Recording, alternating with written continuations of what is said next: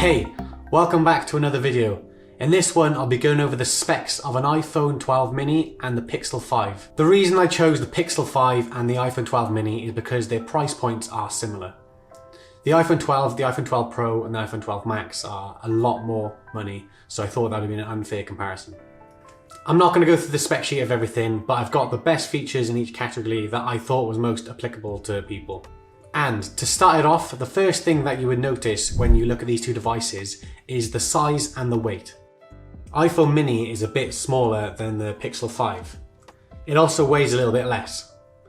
So the dimensions of the Pixel 5 come in at 144.7mm height by 70.4mm width and the depth of 8mm. The iPhone 12 mini is 131.5mm tall, 64.2mm wide and 7.4mm depth. The weight of the Pixel 5 is 151 grams, whereas the iPhone 12 mini is 133 grams. So it's a bit lighter and it's a bit smaller. If you have small hands, I think both will fit in your hands very nicely. Moving on, the next thing you'll probably notice about the devices is the display. So taking a look at the display sizes, the Pixel 5 has a 6-inch display. It's OLED, the contrast ratio is 1,000,000 to 1. The notch, if you'll call it, is the hole cut out for a front-facing camera in the display. It has an always-on display to show the time and some notifications. This is quite nice because you don't have to pick up your phone to see what notifications you have or check the time. And the brightness is 625 nits. On the iPhone, the display is 5.4 inches. And this year, they finally added an OLED panel to all their devices. And that includes the iPhone 12 mini. The contrast ratio is 2,000,000 to 1. But typically it's only 1,000,000. It only goes to 2,000,000 once you're watching HDR content on Netflix or something. There isn't an always on display on the iPhone 12, but hopefully one day they'll add that feature because it's really nice to have.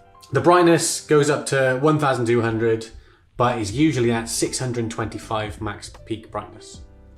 Again, it only goes that bright when you're watching HDR content.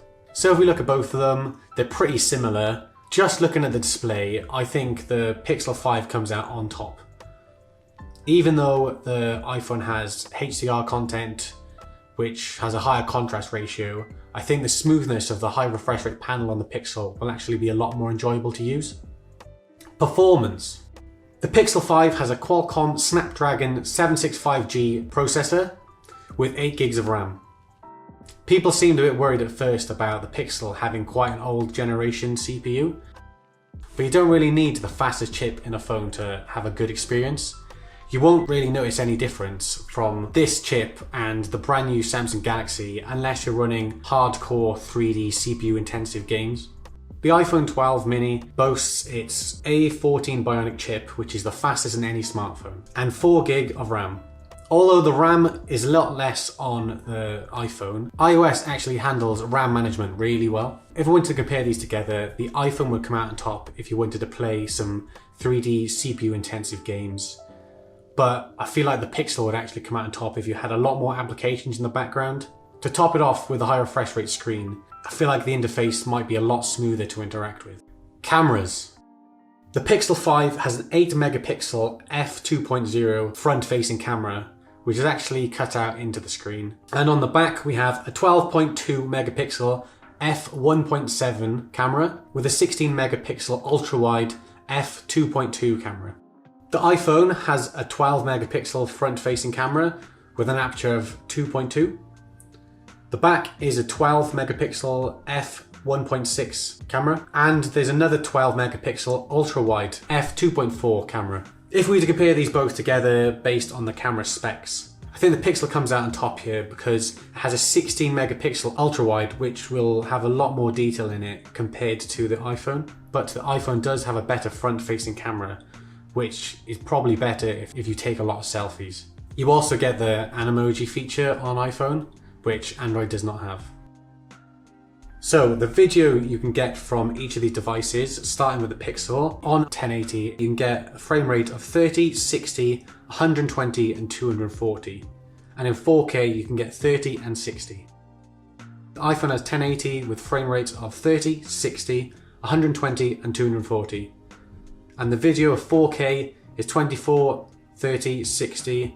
It's hard to tell which one will come out top. We need to do an actual comparison, but they both seem pretty good. Battery. The Pixel 5 is 4080 mAh battery, and Google boasts this can last up to 48 hours of usage using your calls, text, and mixed variety of things. You'll get an 18-watt charger in the box to help charge it. It has wireless charging, and it has reverse wireless charging, so you can charge your Pixel Buds or one of your friend's phone if their battery gets low. The iPhone 12 mini has 2227 milliamps, and Apple claims it has 15 hours of movie playing on the device, 10 hours of it streamed, and 50 hours of audio play. In the box you don't get any charger, but separately you could buy a 20-watt charger. It has wireless charging, but it doesn't have reverse wireless charging. Storage. The capacity of the Pixel 5 is 128 gigabytes standard. You can't get anything else, that's the only one they do. Whereas on the iPhone 12 mini, you have a 64 gig version, 128 gig version, and a 256 gig version. But with the iPhone 12 mini, the price will change depending on what storage size you get. So for the 128 gig, in the UK, it'll go up to £749. And for the 256 gig, it'll go up to £849. Which, if we compare to the Pixel 5's 128, is a steep £150 more. Other notable features.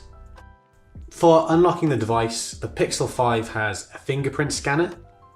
The network is 5G. It's water resistant, IP68. The assistant is the Google Assistant. And the charging port is a USB Type-C. On the iPhone 12, you have Face Unlock. The network is 5G. It's also water resistant to IP68. The assistant is Siri. And the charging port is Lightning.